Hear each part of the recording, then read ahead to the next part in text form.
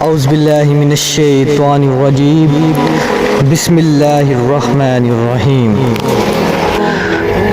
حضرت ابراہیم علیہ السلام کی پہلی شادی اپنی چچا زاد حضرت سارہ سے ہوئی، لیکن وہ ایک عرصے تک اولاد کی نعمت سے محروم رہے۔ ایک دن حضرت سارہ نے ان سے فرمایا، آپ ہاجرہ سے نکاح کر لیں، شاید اللہ تعالیٰ ان کے بدن سے اولاد عطا فرما دے۔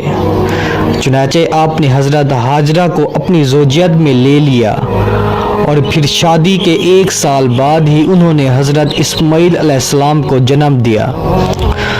اس وقت حضرت ابراہیم علیہ السلام کی عمر مبارک 86 سال تھی۔ جب حضرت ہاجرہ امید سے تھی تو فرشتے نے آپ کو لڑکا ہونے کی نوید سنائی اور اسماعیل نام رکھنے کو کہا۔ حضرت اسماعیل علیہ السلام 1800 قبل مسیح میں پیدا ہوئے۔ حضرت ابراہیم دعاؤں، آرزوؤں اور تمناؤں کے بعد پیرانہ سالی میں پہلے فرزند کے پیدائش پر خوشیوں کا بھرپور اظہار بھی نہ کر پائے تھے کہ انہیں ایک اور آزمائش سے گزرنا پڑا۔ وہ حکم الہی ہوا کہ اپنے لخت جگر اور فرما بردار بیوی کو ملک شام سے ہزاروں میل دور ایک ایسی وادی میں چھوڑ آئیں کہ جہاں میلوں تک پانی تھا، نہ چرند پرند اور آدم تھا نہ آدم زاد۔ وادی فران کے سنگلاخ کالے پہاڑوں کے درمیان تپتے صحرا کے ایک بوڑھے درخت کے نیچے اللہ کی ایک نیک اور برگزیدہ بندی اپنے نامولود معصوم بیٹے کے ساتھ چند روز سے قیام پذیر ہیں۔ جو زاد رہا ساتھ تھا ختم ہو چکا تھا۔ ماں بیٹا بھوک پیاس سے بے حال ہیں۔ ماں کو اپنی تو فکر نہیں، لیکن بھوکے پیاسے بچے کی بے چینی پر ممتا کی تڑپ فطری امر ہے۔ لیکن اس لکودک صحرا میں پانی کہاں؟ جوں جوں لخت جگر کی شدت پیاس میں اضافہ ہو رہا تھا، ممتا کی ماری ماں کی بے قراری بھی بڑھتی جا رہی تھی۔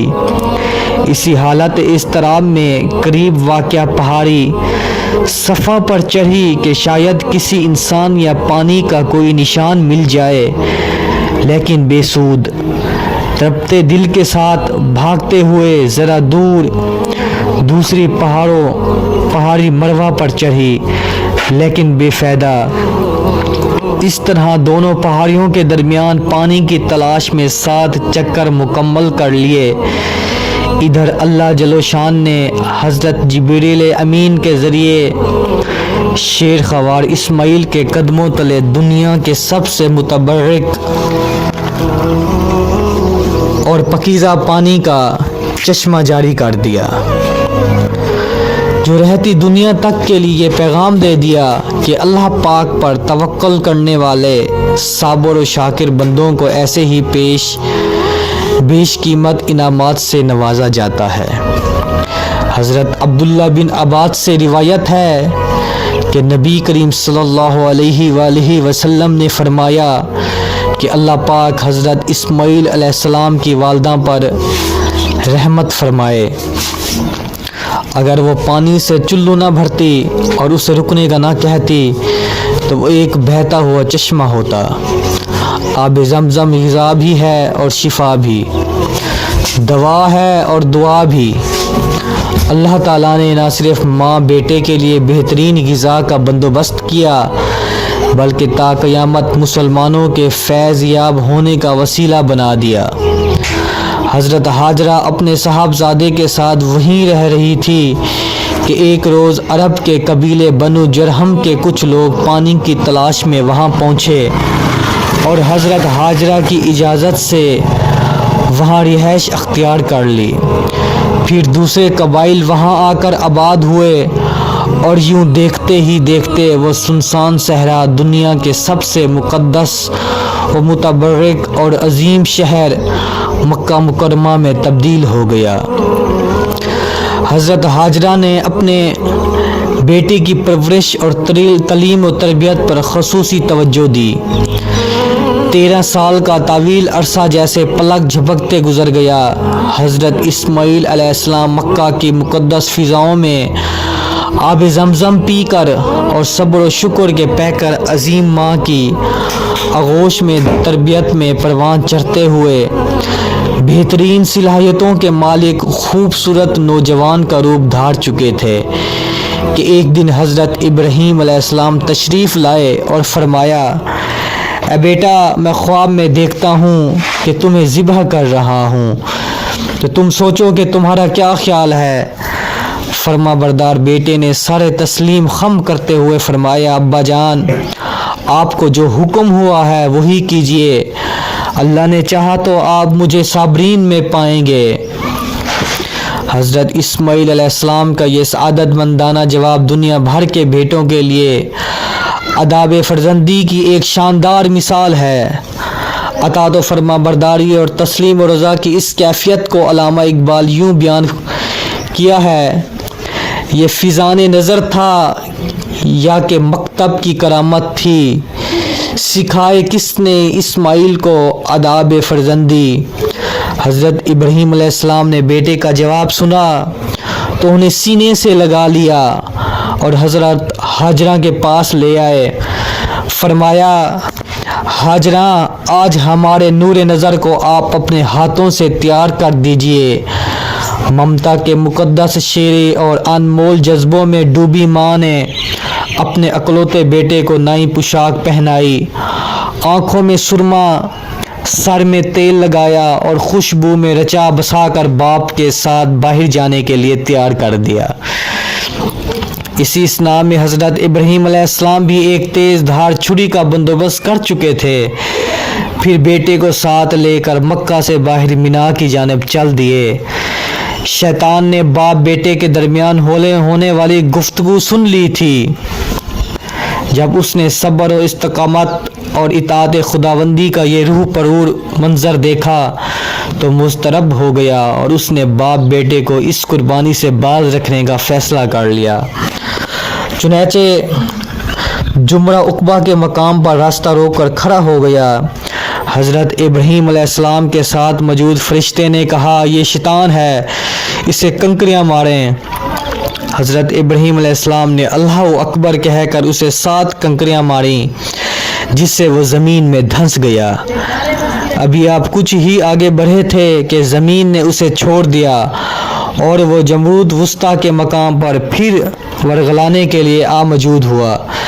حضرت ابراہیم علیہ السلام نے دوبارہ کنکریاں ماری، وہ پھر زمین میں دھنسا، لیکن آپ کچھ ہی آگے بڑھے تھے کہ وہ جمروع اولا کے مقام پر پھر موجود تھا۔ حضرت ابراہیم علیہ السلام نے تیسری بار اللہ اکبر کہہ کر کنکریاں ماری تو وہ زمین میں دھنس گیا۔ اللہ تبارک و تعالیٰ کو ابراہیم خلیل اللہ کا شیطان کو کنکریاں مارنے کا عمل اس قدر پسند آیا کہ اسے رہتی دنیا تک کے لیے حج کے واجبات میں شامل فرما دیا۔ شیطان اپنی ناکامی پر بڑا پریشان تھا۔ 3 مرتبہ کی کنکریوں نے اس کے جسم کو زخموں سے چور کر دیا تھا۔ اچانک اسے ایک نئی چال سوجھی اور وہ عورت کا بھیس بدل کر بھاگم بھاگ حضرت ہاجرہ کی خدمت میں حاضر ہوا اور بولا، اے اسماعیل کی ماں، تمہیں علم ہے کہ ابراہیم تمہارے لخت جگر کو کہاں لے گئے ہیں؟